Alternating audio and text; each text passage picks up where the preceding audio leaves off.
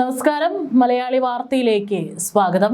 വീണ്ടും നിയമസഭയിൽ സ്പീക്കർ തിരുവഞ്ചൂർ രാധാകൃഷ്ണൻ അവിടെയുള്ള MLA-മാർക്ക് കൃത്യമായിട്ടുള്ള മുന്നറിയിപ്പാണ് നൽകിയിരിക്കുന്നത്.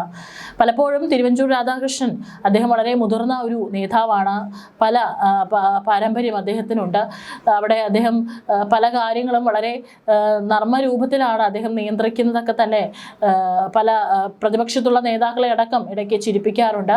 ഏതായാലും ഇന്ന് തിരുവനന്തപുരത്ത് നിയമസഭ കൂടിയപ്പോൾ ചർച്ച നടക്കവെയാണ് സഭയ്ക്കകത്ത് ഇറങ്ങി നടക്കുന്ന MLA-മാർക്ക് മുന്നറിയിപ്പുമായി തിരുവഞ്ചൂർ രാധാകൃഷ്ണൻ എത്തിയത്. അതൊന്ന് കേട്ടു നോക്കാം. നമ്മുടെ ഈ സഭയ്ക്കകത്ത് ഉല്ലാസയാത്ര നടത്തുന്നത് പോലെ ഉമ്മാ തോമസ് ഒരു സെക്കൻഡ്, ഈ സഭയ്ക്കകത്ത് ഉല്ലാസയാത്ര നടത്തുന്നത് പോലെ സഭ ഗൗരവതരമായി ഇവിടെ മുന്നോട്ട് പോകുമ്പോൾ അതിന്റെ നടുവിലൂടെ ഓളം വെട്ടി പോകുന്നത് ദയവായിട്ട് ഒഴിവാക്കണം.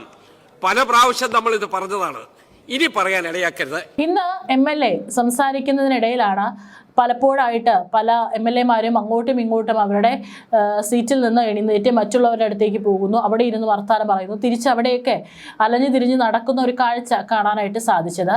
അപ്പോൾ അദ്ദേഹം ഉല്ലാസയാത്ര നടത്തുന്നത് പോലെ സഭയുടെ നടുവിലൂടെ ഓളം വെട്ടി പോകരുതെന്നാണ് സ്പീക്കർ സാമാജികർക്ക് മുന്നറിയിപ്പ് നൽകിയിരിക്കുന്നത്. പല പ്രാവശ്യം ഇക്കാര്യം പറഞ്ഞതാണെന്നും ഇനി പറയാൻ ഇടവരുത്തരുതെന്നും അദ്ദേഹം ഇന്ന് മുന്നറിയിപ്പ് നൽകിയിട്ടുണ്ട്. ഉമ്മാ തോമസ് പ്രസംഗിക്കവെയാണ് പ്രസംഗം നിർത്തിവെപ്പിച്ച ശേഷമായിരുന്നു സ്പീക്കർ തിരുവഞ്ചൂർ രാധാകൃഷ്ണൻ ഇക്കാര്യം പറഞ്ഞത്. ഉമ്മാ തോമസ് പ്രസംഗിച്ചുകൊണ്ടിരിക്കെ MLA-മാർ സഭയ്ക്കകത്ത് ഇറങ്ങി നടന്നപ്പോഴാണ് സഭയ്ക്കകത്ത് ഉല്ലാസയാത്ര നടത്തുന്ന പോലെ സഭയുടെ നടുവിലൂടെ ഓളം വെട്ടി പോകുന്നത് ദയവായി ഒഴിവാക്കണം. പല പ്രാവശ്യം പറഞ്ഞതാണ്, ഇനി പറയാൻ ഇടയാക്കരുതെന്ന് സ്പീക്കർ മുന്നറിയിപ്പ് നൽകിയിരിക്കുന്നത്.